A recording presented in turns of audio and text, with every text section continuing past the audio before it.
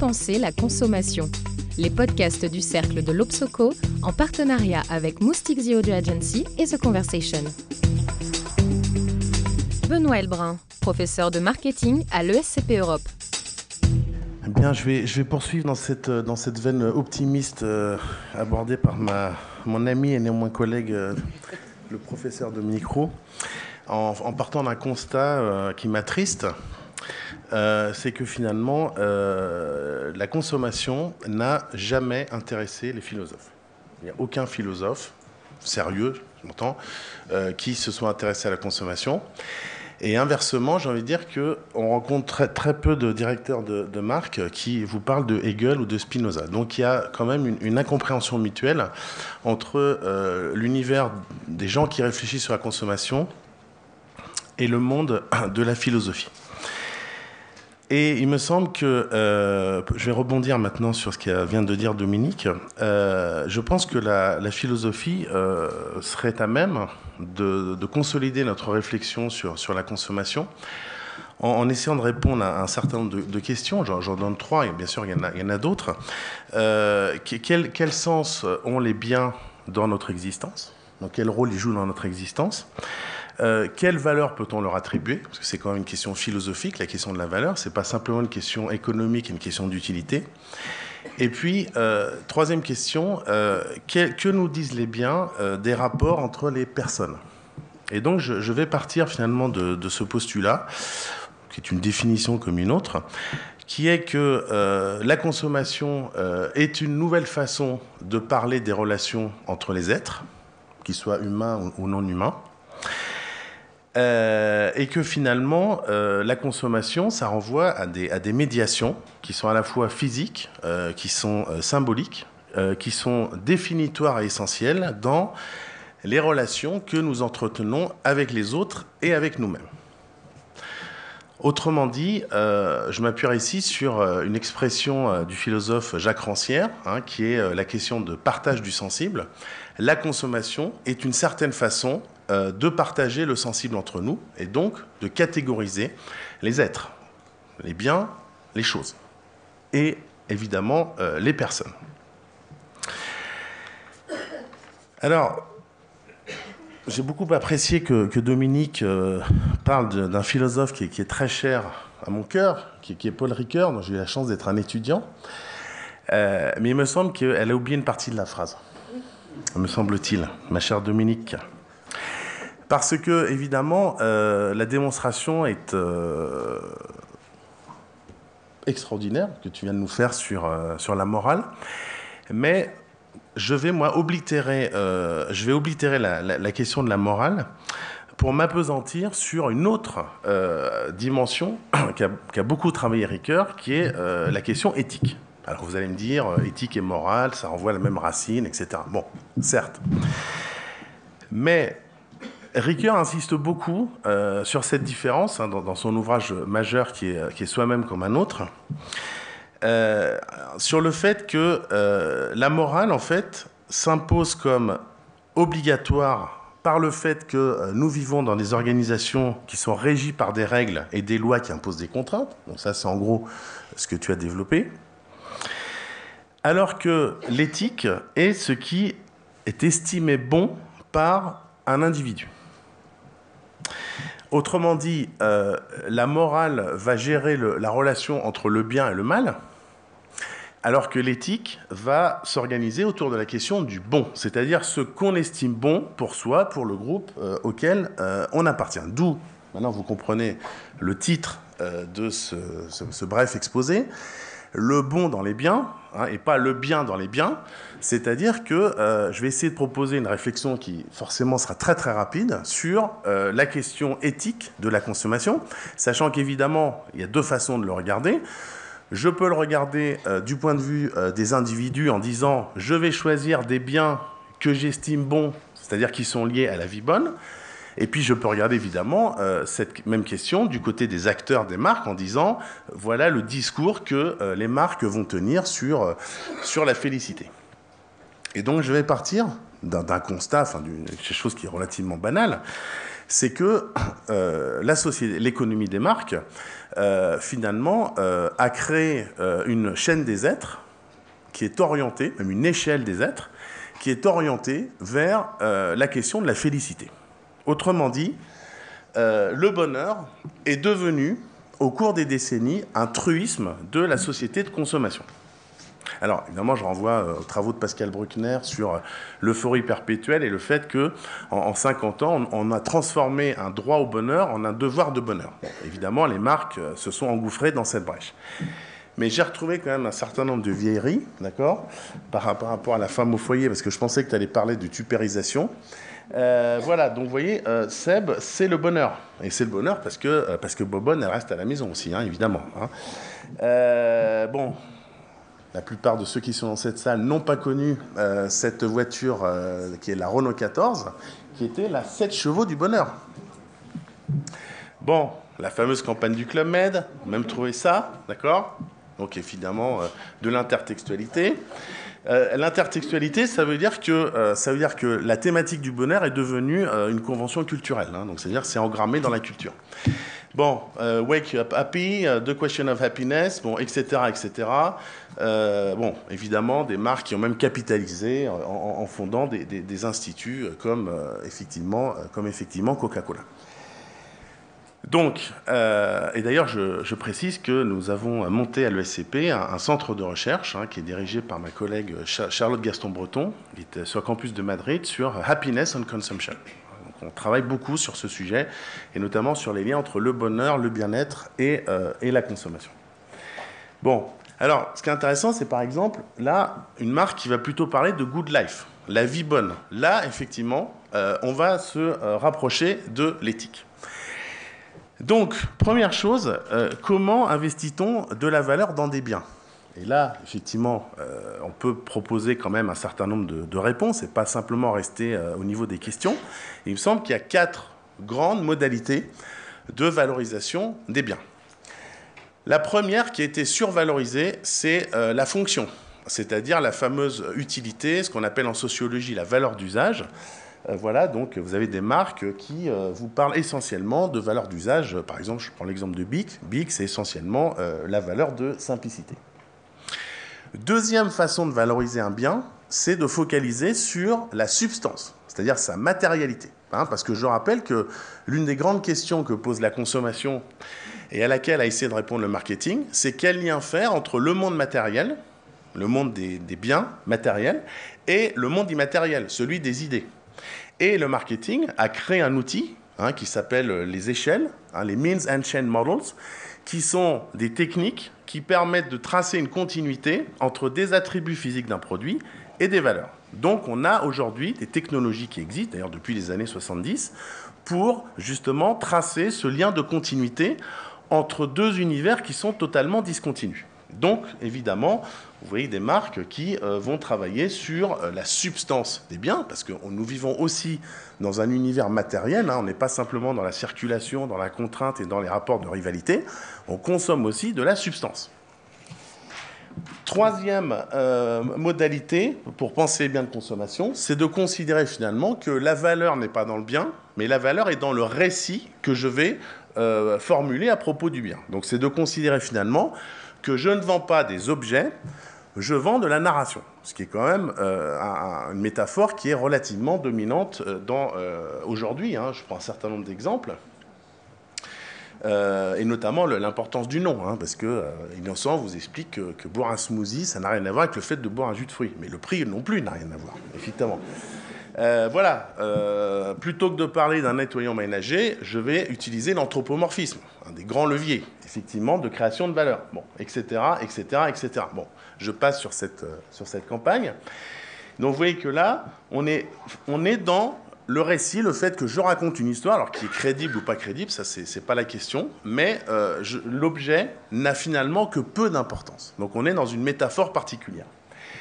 Et puis après, il y a une autre façon de valoriser le bien, c'est de considérer qu'on est effectivement dans le jeu, donc c'est une métaphore ludique de la consommation, et en gros, c'est on va bien s'amuser. Voilà, ça n'est pas forcément le travail, et évidemment, ça renvoie à ce que disait Christophe tout à l'heure sur la concomitance du travail et du divertissement. Donc c'est ce genre de choses. D'accord? C'est évidemment une marque comme Alessi qui joue beaucoup sur la dimension ludique et la poétisation du quotidien. Bon, etc., etc., etc. Bon, c'est pas toujours de très bon goût, mais bon, voilà, j'essaye d'illustrer parce que le rôle de la philosophie, c'est peut-être aussi de se battre contre la misère symbolique. Voilà, comme ça c'est dit, et ça ne sera pas répété. Bah oui, c'est peut-être ça le problème. Alors, je vais m'appuyer maintenant pour la deuxième et dernière partie de la démonstration, parce que je sens que me regarde déjà d'un air étonné, sur une campagne de cette semaine, que j'ai pris en photo avant-hier, vous avez peut-être vu dans la rue, d'une marque dont on ne peut pas dire qu'elle a fait un apport significatif à la pensée philosophique, si vous voyez ce que je veux dire. Bien, la pensée yaourt.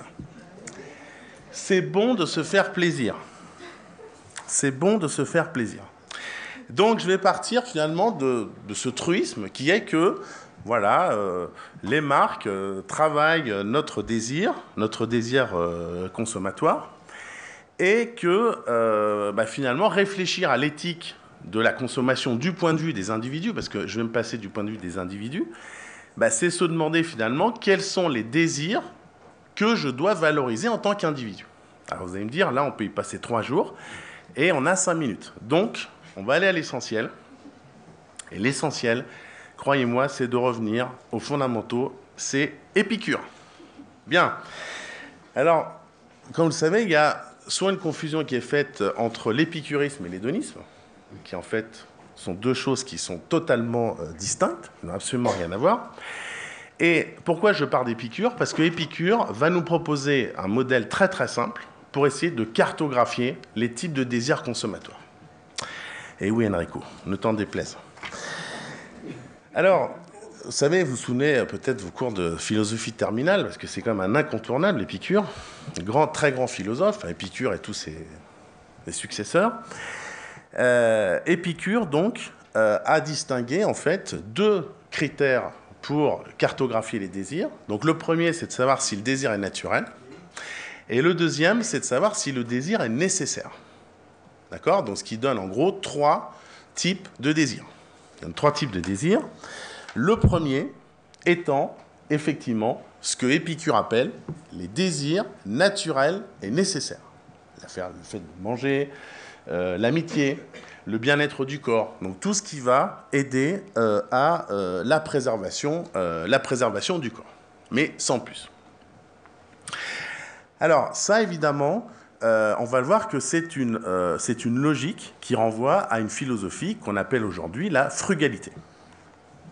Deuxième type de désir, alors je vais revenir après sur les types de philosophies sous-jacentes, parce que c'est ça qui m'intéresse, ce qu'Épicure appelle les désirs qui sont naturels, mais non nécessaires. Et là, on va retrouver les désirs sexuels, d'accord, ou le désir de Vénus. D'accord? Si vous voyez ce que je veux dire, c'est-à-dire désir sexuel, l'amour, etc., etc. Donc, ils sont pour Épicure des désirs naturels, mais qui ne sont pas nécessaires. Les mets raffinés, une table somptueuse, un bon vin. Bon. Et contrairement à ce qu'on pense, Épicure n'est pas l'apôtre du plaisir, d'accord? Puisque la problématique fondamentale de l'épicurisme, c'est l'ataraxie, c'est-à-dire la suppression de la douleur. Donc, on va valoriser les désirs qui n'apportent pas de la douleur. Troisième type de bien, ce sont les désirs qui sont ni naturels ni nécessaires. D'accord? Donc, en gros, c'est la gloire, la puissance, les honneurs, etc., etc. Et comme nous le dit Épicure, ces désirs sont vains. Donc, il faut s'en éloigner parce que ça n'apporte rien et ça n'apporte que de la souffrance. Je résume, parce qu'on n'a pas le temps. Mais on pourrait développer chacun des pôles parce que c'est vraiment très, très intéressant de revenir à ce qu'Épicure dit précisément. Et puis, il y a un troisième type de désir dont Épicure ne parle pas, mais comme là, je suis parti quand même sur un carré sémiotique, il me faut un 4e pôle, donc je vais forcer, forcément. Ce sont les désirs qui sont nécessaires et non naturels. Alors, je vous laisse réfléchir 3 minutes à ce que ça pourrait être, et je vais repartir un petit peu maintenant sur les différentes philosophies consommatoires. Donc, les désirs naturels et nécessaires, en gros, c'est ce qu'on appelle aujourd'hui la frugalité, qu'elle soit joyeuse ou pas. Voilà, donc, et la frugalité, c'est quand même en gros l'idée qu'il n'y a pas de fioriture, il n'y a pas de décoration, on va à l'essentiel, d'accord? Et donc, on est quand même dans une valeur d'usage. Et évidemment, ça donne ça, cette fameuse campagne de 1976 de Carrefour, que tout le monde a en mémoire, voilà, qui a été réactivée il y a quelques années, et puis ça donne aussi ce genre de choses. Donc, effectivement, cette philosophie consommatoire est très, très intéressante théoriquement, mais on ne trouve aucun écrit, d'accord, qui permette de penser que cela permette de constituer un modèle social viable pour des raisons à la fois anthropologiques et pour des raisons économiques. Alors, pour des raisons anthropologiques, parce que comme l'a montré Georges Bataille dans cet ouvrage majeur, malheureusement oublié, La part maudite, la société doit nécessairement s'appuyer sur la dépense, c'est-à-dire qu'il y a chez Bataille une distinction entre l'économie restreinte et l'économie générale. L'économie restreinte, c'est celle qui est liée à la production, au labeur et au travail. L'économie générale, c'est une économie dispendieuse, d'accord, qui est liée justement à ce que Christophe appelait la circulation des énergies. Et pour Bataille, cette circulation des énergies est absolument nécessaire pour la préservation de l'ordre social.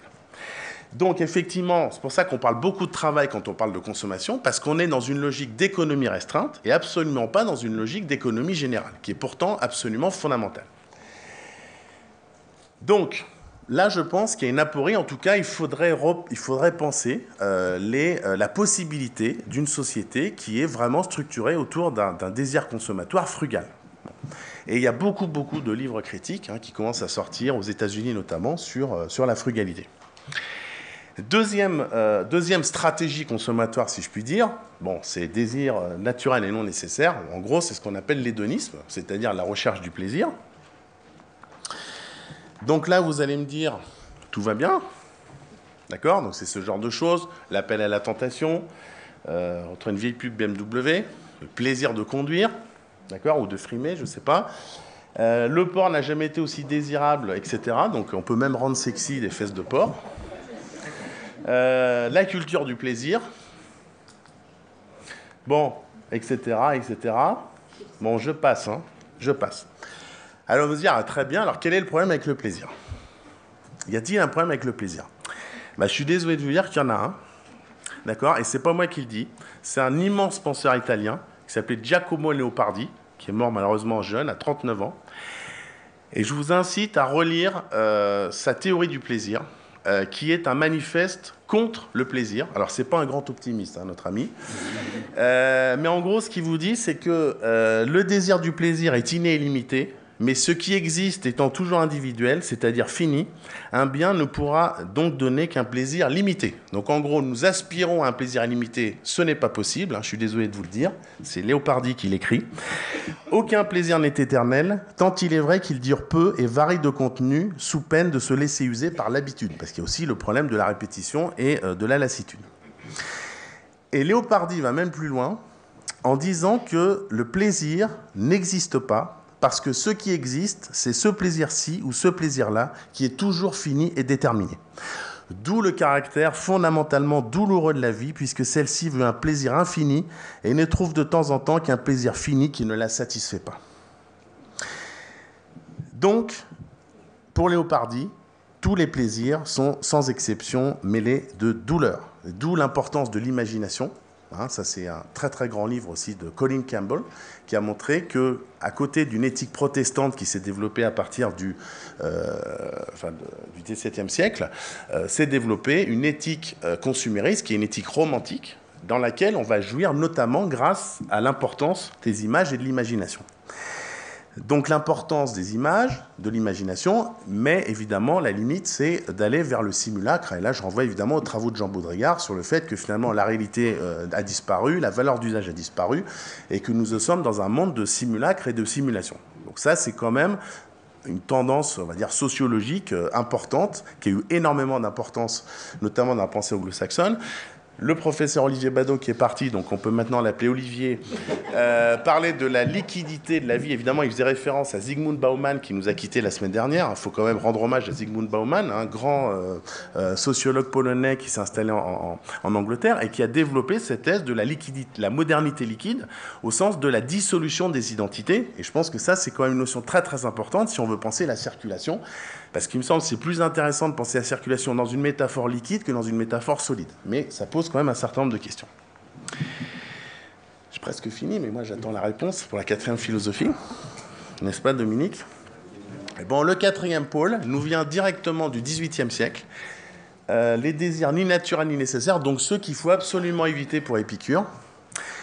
En gros, on pourrait l'appeler, hein, évidemment ce sont des propositions, on va discuter après de tout cela, lors d'un cocktail dînatoire.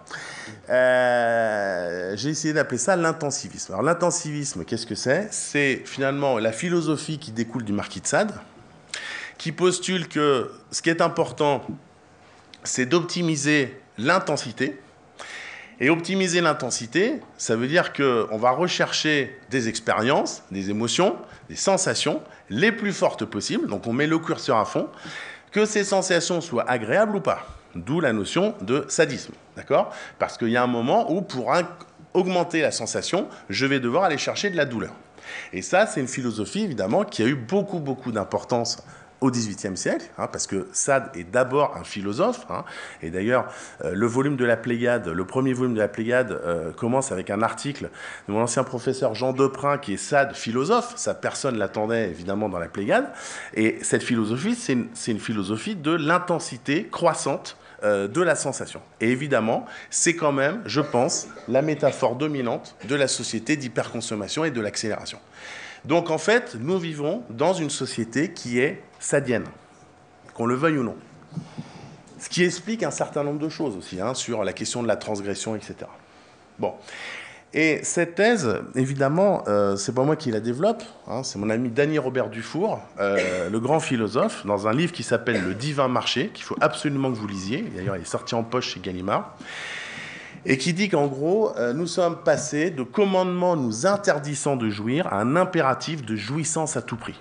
Et ça, c'est une transformation majeure du capitalisme qui illustre finalement ce mouvement de libération des passions qui soutient le capitalisme comme économie de la jouissance. Voilà une analyse extrêmement percutante de Dany Robert Dufour. Donc évidemment, inutile d'expliquer quelles sont les limites et les apories de ce système par rapport à une question de la surconsommation, parce que ça, c'est vraiment l'apologie de la surconsommation et de la recherche des extrêmes. Donc il reste le quatrième pôle, d'accord? Oui, c'est ce genre de choses, c'est normal, bon, etc.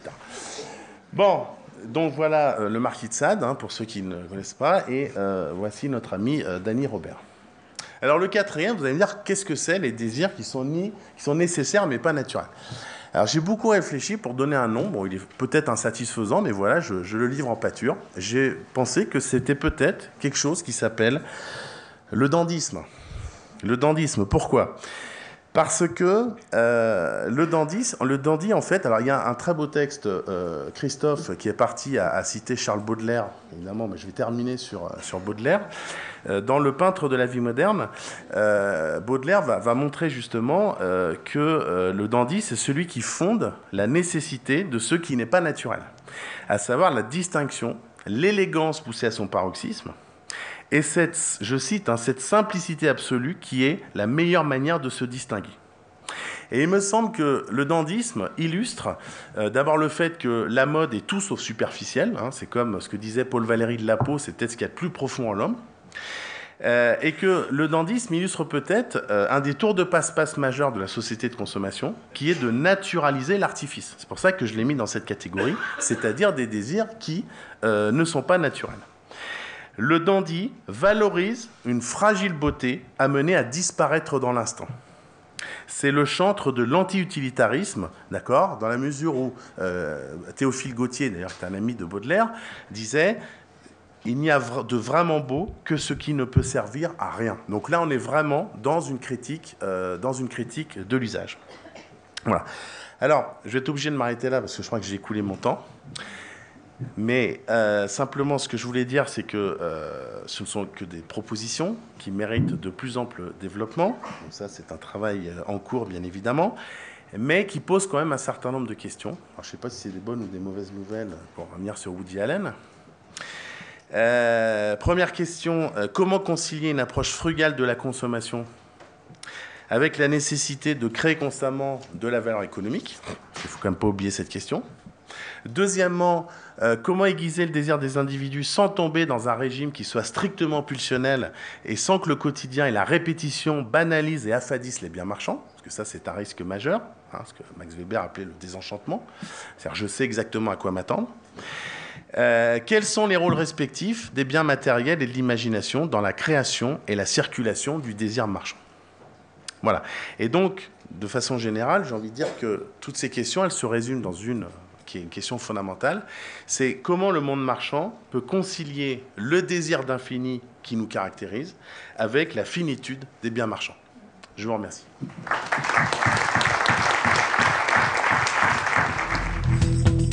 Le colloque n'aurait pas eu lieu sans le soutien de l'ESCP Europe, du Master Métier des études du Conseil et de l'intervention de l'Université Paris Diderot et du groupe La Poste. Il est dédié à la mémoire de Michel Henochberg, professeur d'économie à Paris-Ouest et membre du cercle de l'Obsoco depuis sa création.